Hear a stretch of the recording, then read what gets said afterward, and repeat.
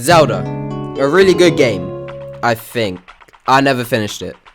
But today I'll be taking on the monumental task of making something like it, which kinda also means ruining it. And when I say I mean we, because I'm using the GOAT's clear code tutorial. And when I say we, I mean I'm just looking over bro's shoulder and pretending to learn. But however, with that, the game might not suck because he doesn't. But before we get on with this task, remaking Zelda isn't as easy as it sounds, as it requires enemies, a combat system, an open world, and a boss. However, all of this wasn't going to stop me, and it was time to get to work. Then we decided the best start was to get a bean in and start work on the camera system, getting a slight collision. Then I imported the main character, Godette. In all seriousness, all the assets were sourced by my collaborator, so it's not really my character, so I just gotta give him credit. After that, I could then start to add some animations in. One of the animations was a run animation, and they all blended together nicely. Then I kitted up Godette with a shield, a sword, and then completing their animations. Then we got the ability to switch to Harry Potter with the wand, and I gave the sword a second combo. Then I added some effective squash and stretch. Me when the floor consumes me. Am I right? Okay, that one did not hit. I thought the effect was actually cool though. I then added some expressions for Godette. Me when I hit exercise. No. Me when I hit extra fries. I'm gonna stop now. What the hell? Not even funny. What? Why did I write that? With the new faces though, I added a blink. I know nobody asked, but yeah. And then once I fine-tuned the movement, the base character was somewhat done. Then it was the big boss's appearance, and it looks like he heard exercise as well instead of extra fries. I guess you didn't get it. After it started moving, it really felt like a big threat, even though it was a dumb R boss, but still lethal and ready to swing, and even hunt you down swinging. He was a bit of a menace. What? I don't know what's so funny. He's a bit of a menace. Then I added in some random crook who just swings at you with a stick. Then, when adding in the new character, Mage, I made a skeleton elevator. Then I went back and forth with the Skelly Mage, debating. Yeah. Go on. Hey? Go on. Yeah. Finish it then. Finish what? What are you about to say? Yeah. What am I about to say? Cook and muscle. No. Okay, anyway, that was all the enemies added in, adding up to a triforce of enemies. Then I started work on some projectiles, then did whatever this trap was.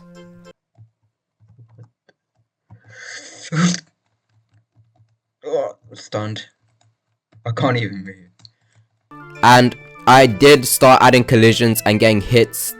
And when you got hit, it stunned you, so that's why I was stuck. Anyway, I finished collisions with a heart system for the player, and for enemies, meaning you could finally hit them and be hit. The boss was now a tough fight, though this mage's aim was atrocious. It was hitting its own teammates. Well, what is this guy doing? He's selling. Coded him, bro. We then also added a unique concept with stamina, which depletes on jump. To actually regain health, I also added a heal spell. Then it was time to finally move out of the grey area I was in the entire time into new lands. And this new one wasn't crazily better, but this one.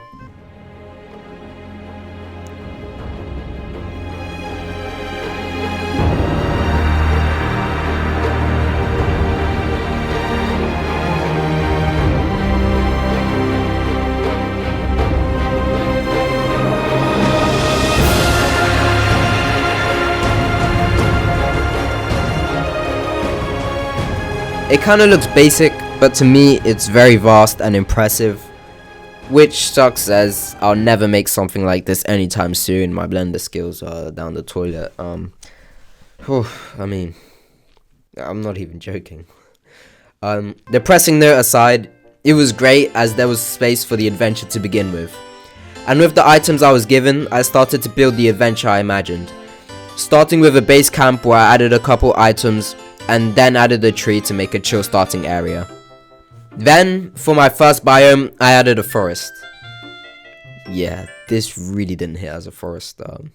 It is barely a park. But at the end of the map, what you can see from the start, standing there with Aura, the castle. And you can imagine who lives there. There is also a river that separates it and has this bridge. Then there was one of the better locations, a rock climbing camp where you do some exercise. Although there were a lot of rest breaks due to the stamina. Well, that's if you make it to the top. I ended up adding a ton of wooden platforms just to allow you to get it up because it was impossible. And once you summit, you have a nice chest to enjoy, sitting next to a lifeless bird. Then, that was it for the overworld. Except from the best location. My new chill dock. I mean, the point is, it's supposed to be a chill dock, not doing too much. Okay, if the meme's if the meme's already dead, I don't even want to know where it's at by the time I'm done with this. Okay, anyway, now we moved on to the next part of the world, the dungeon, which was inside the castle, which now features a tile map of the walls and is more closed off, and has a simple level structure, which ultimately I made to give a corridor of rooms effect. Then I added some objects to liven it up, including a nice table setup to have a fun meal with everyone. Except, if you really think about it, the entire world is out to get you. Seriously, I mean, there are literally no happy citizens in this world. Link must be low-key lonely as well. Mo just meets enemy after enemy. In this game there are no friendly NPCs, so thoughts for good at. Then, with the dungeon partly done, we started to use some tools to build. With this green hill, which was very fun, as you can see. Anyway, aside from this, I would like to present a few changes I made.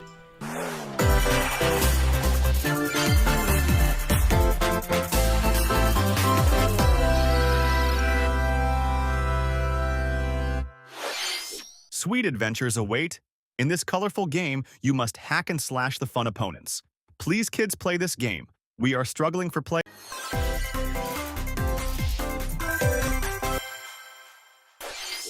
Spooky. Experience this new horror action game where the biggest threat is your vision. That's if you make it past the countless bugs. Now this was me just playing around with some camera effects. Ultimately, this is the one I ended up with. It added a nice little blur and a color pop. As well as that, the dungeon now looks spooky and scary. Okay, well, not scary, but kind of depressing. Now it was looking spooky, especially with the reflection, including the light as well. Then going back to the overworld, I added something huge. A bird. I guess I gave its life back to it. And now it soars through the skies.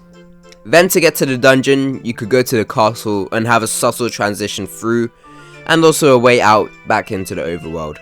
Then I added a boss to live in the dungeon, and I don't even know what he's doing right now because we aren't even in sight. I can't even imagine what he does off camera. Just always spinning. Anyway, it's his home now. Working on some more visual things like the water, I got this weird tsunami effect on it. Way 14 like. But eventually I sorted it out and it was aesthetically pleasing with the waves. Ultimately ending up with this type of water which was very satisfying as a shader. Then working on some grass. I don't crank 90s in Fortnite, so don't worry, I've seen this before. But I started with a little blade that reacts somewhat to the player. Then multiplying it, we got a patch of grass that was really satisfying to look around and play in. Then the next crazy shader was the fireball, which just looked crazy. The fire just hit. Also gave the shader to the boss, which lets him create a big fireball. And the mage also has it, which creates some fireball battles. Then that was it for the tutorial. I couldn't copy anymore. And the one problem was that the game was slightly empty and missing a couple features. And I fixed the biggest issue. the fact you couldn't play as the bird. So now you can just fly. And that was it. I mean, I didn't really ruin Zelda too much, but the main part was just learning from clear code. Overall, it's a cool project. I do try to upload the games, but if you want this game, just follow the tutorial, and there's no point of me uploading a game I barely made. I hope you enjoyed. Goodbye.